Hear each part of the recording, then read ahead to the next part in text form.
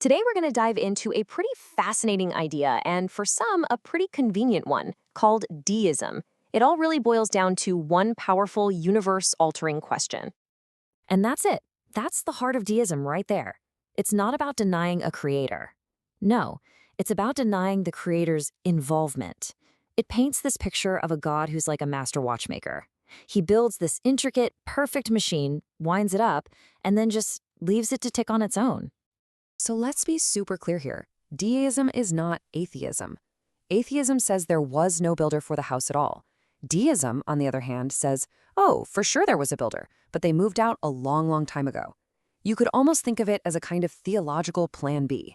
It's for people who think a universe without a creator just doesn't add up, but who also want a creator who's, well, not really in the picture.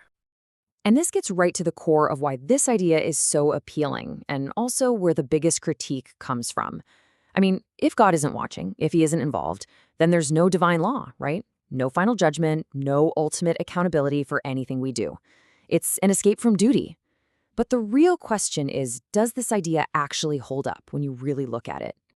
Okay, first, let's tackle the idea that makes this whole escape from duty even possible, this myth of purposelessness.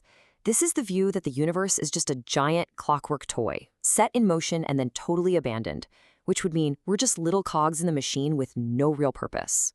But, this whole idea runs into a really simple but kind of profound problem. And it's all wrapped up in this one question. It basically forces us to look around at the world and even at our own bodies and ask if a purposeless whole can really be made from a bunch of purposeful parts. Just think about a car. We all know that the gears have a purpose, the steering wheel has a purpose, the tires have a purpose. It would sound completely absurd to then turn around and say the car itself has no purpose at all. And the same logic applies to us. If our eyes, our lungs, our heart, if they all have very clear functions, how on earth can we conclude that the human being as a whole is just purposeless? Okay, so let's move on to the next big idea here. The myth that God just set things in motion and then retired, that he completely stopped intervening in his own creation. This gives us a God who is super distant, totally uninvolved in the day-to-day, or heck, even the second-to-second running of the universe.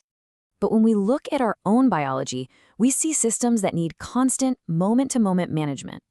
I mean, just take the thyroid gland. This thing is regulating almost everything. Your heart rate, your breathing, your metabolism. Its hormones have to be ready for instant, decisive action, which means they are constantly being managed and deployed. It is a system of continuous, active intervention.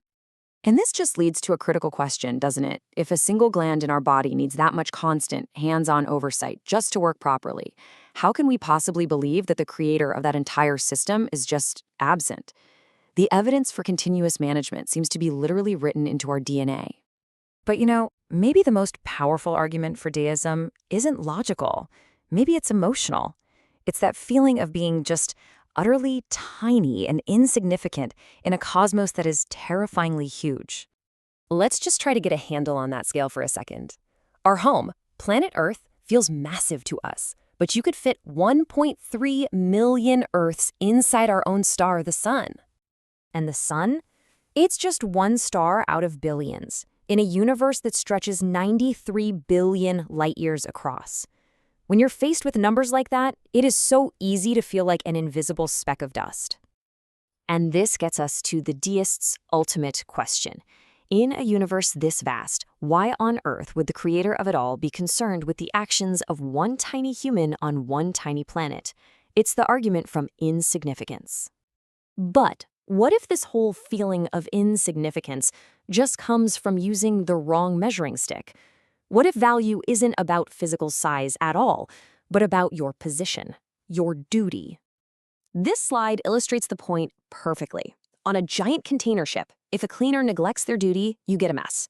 But if a captain neglects their duty for just a few moments, you can get a global crisis like the Suez Canal blockage, costing billions.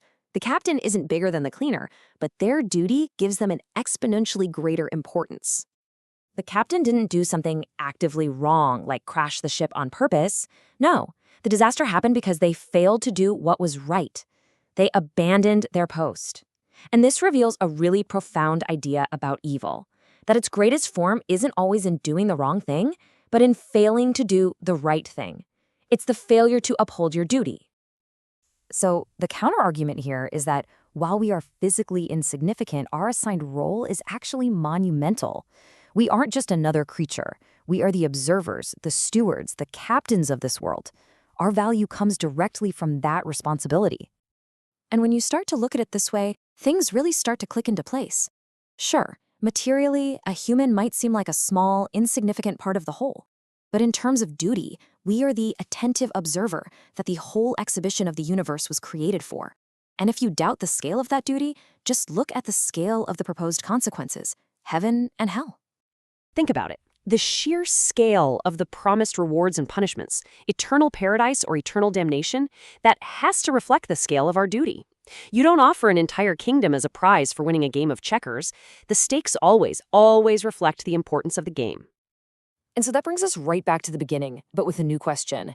It's not, did God leave, but rather, will you? Faced with the awesome responsibility of being the captain, the real choice isn't between belief and disbelief. It's between duty and ease. Are we going to accept our post or choose the simple comfort of believing that no one is watching the ship?